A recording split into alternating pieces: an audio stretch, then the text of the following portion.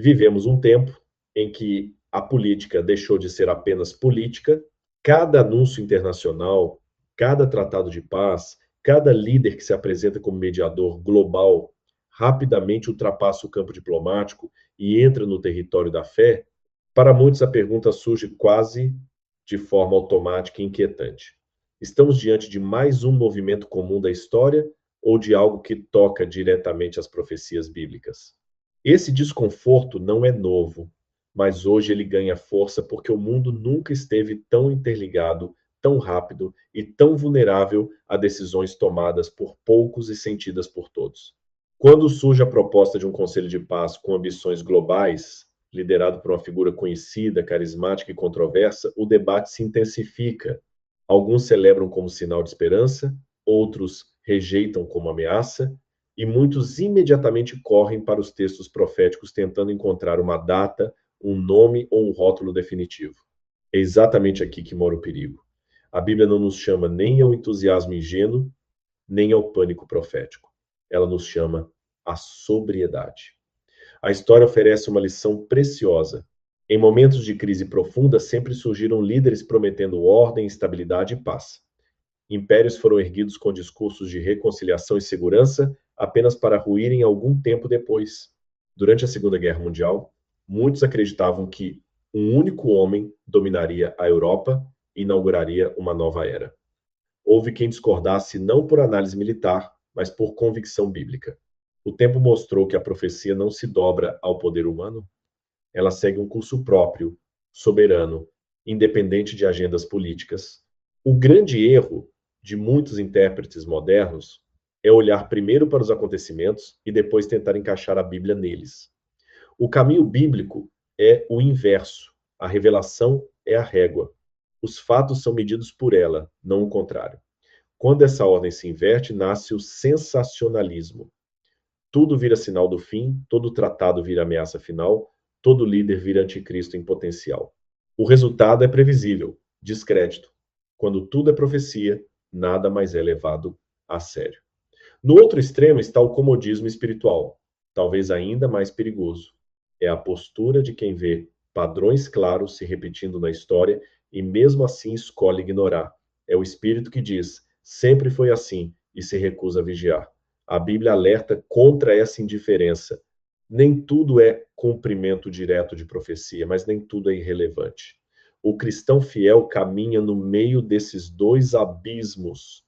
A proposta de um conselho internacional voltado à paz no Oriente Médio toca num ponto sensível da história humana e da história bíblica.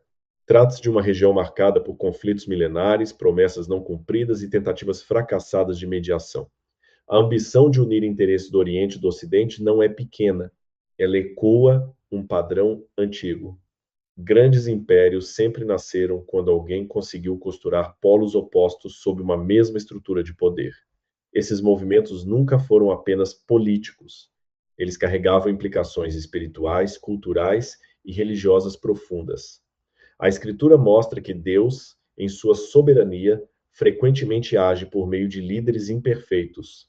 Ele usou reis pagãos, imperadores arrogantes e governantes que não tinham compromisso com a fé verdadeira. Isso não os tornava justos, nem transformava suas decisões em santas. Apenas revelava que Deus governa a história acima da moralidade pessoal dos governantes. Reconhecer isso não é idolatria política, é maturidade bíblica. Quando o apóstolo Paulo escreve sobre pessoas proclamando paz e segurança, ele não está apenas descrevendo um slogan bonito, ele está denunciando uma falsa sensação de estabilidade promovida por sistemas humanos que se apresentam como solução definitiva. No mundo romano, o império se vendia como o guardião da paz global. A mensagem cristã confrontava essa narrativa ao afirmar que nenhuma paz construída sem Deus é duradoura. Essa tensão permanece viva até hoje. O fator novo do nosso tempo não é a busca por paz, mas a escala. Nunca antes a humanidade teve meios tão eficientes de controle econômico, vigilância tecnológica e padronização global. Aquilo que parecia simbólico nos textos apocalípticos hoje é tecnicamente possível. Isso não significa que o cumprimento seja automático, mas significa que o cenário mudou. Ignorar isso é ingenuidade. Entrar em pânico por causa disso é falta de fé. O clímax da mensagem bíblica sobre os últimos tempos não gira em torno de tratados, líderes ou conselhos internacionais. Ele gira em torno da fidelidade. O verdadeiro conflito não é geopolítico, é espiritual. A pergunta central não é quem governa o mundo, mas a quem pertence a nossa lealdade. Sistemas passam a ser um problema quando exigem aquilo que só Deus pode receber: adoração, submissão absoluta e violação da consciência.